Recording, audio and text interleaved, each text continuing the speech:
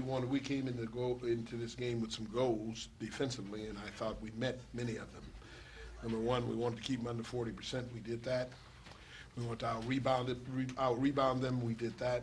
And we wanted to do a good job against their big guys inside. Both had 10 apiece, and the night before both had in the mid to high 20s.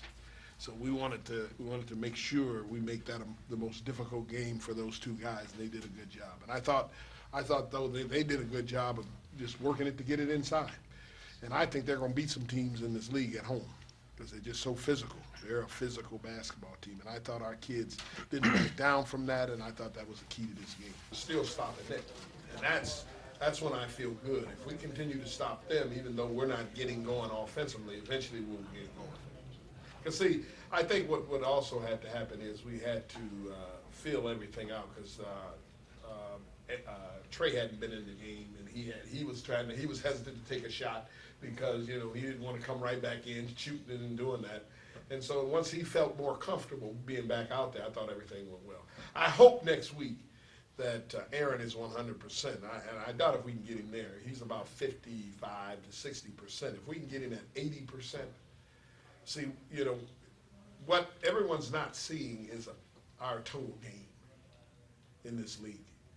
We probably only played our total game in maybe, oh no, the whole first 10 games we played our total game. That's why we were 9-1. We had both the inside working and the outside working.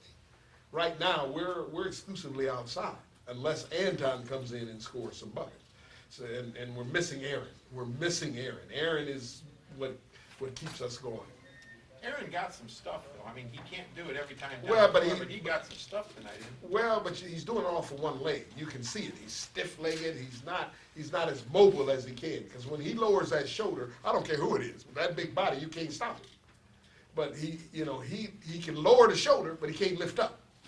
So now he's just pushing it up there. Trey played almost 30 minutes today. Did you plan on him playing? No, I actually planned on him playing 20. And but you know, I didn't feel bad because as long as he needs to get his wind back. We knew that. He had to get it back, and that's good. Now, the positive thing is we're going to have 2 days off. And the only thing they're going to do on Monday is just lift weights. So they get back to themselves, and I'm trying to limit Aaron as much as I can so he can get that leg back. How do you build up to Butler? It's always a big game, and no disrespect meant to Valpo. I know that the next trip is Butler-Valpo. Like Valpo's playing good. They won at the University of Detroit yesterday. Beat them by 7-3, 7-1. Yeah. Like that. But as the kid said, it's the next game. I mean, is Butler always a big game for you in Cleveland State? No. Well, I mean, is it bigger than any other game? I think because of where they sit in the league, normally when you play them, it's a big game. It literally is. They're either at the top or near the top.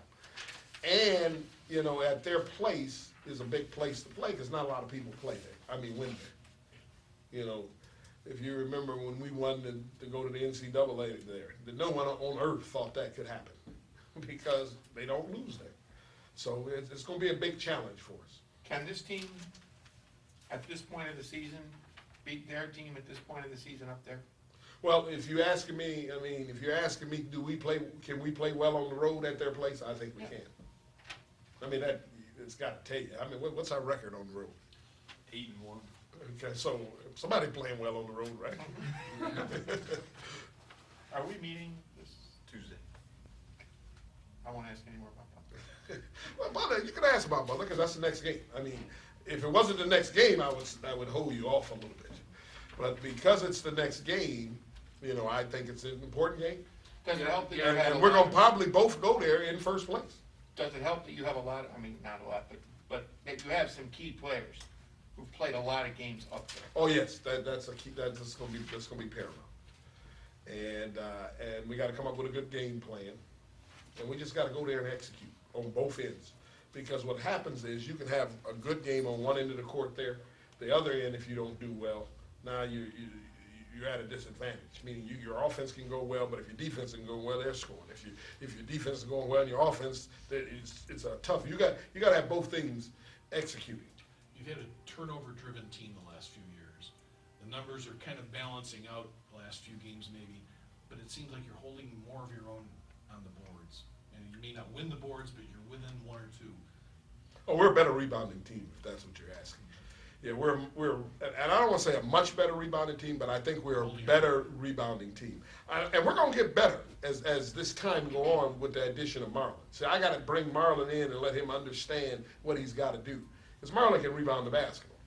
I was gonna ask about how much is that, you know, because he shows so much, you know, how much is getting him up to 10, 12 minutes a game to where he could really impact it? I mean. Well, that's got to happen. If the thing you can see with Marlon on there is the game comes easy to the kid. Mm-hmm. Right. I mean, it's an easy game to him. And I thought, you know, maybe because, you know, he's not playing, he can feel free. But every game he goes into, he just, carefree, happy-go-lucky, and just do his thing. And some people are gifted like that, and this young man is gifted like that. Ask about Trey and J-Mo. At one point today, they were 6 for 10 from three-point range. And it's probably not a state secret that, getting back to Butler, that you're going to win up there. Those two kids are going to have to play well. And you know what? You got to hit some threes. That's what I mean. I'm serious about that. We played them in the past. You know, we lost every time up there, and the only time we beat them was in the tournament. Now, we played good games. We played about 2 or 3 good games, 2-point games, 1-point games, but we didn't hit many threes. In that tournament game, to go to the NCAA, we hit threes. They had a hard time handling us when you do that, because, you know, they really play good defense, especially in transition. So you got to hit some shots, and if you don't hit shots, another team is similar to that is Wright State. If you don't hit shots on Wright State, it's going to be a tough game for you.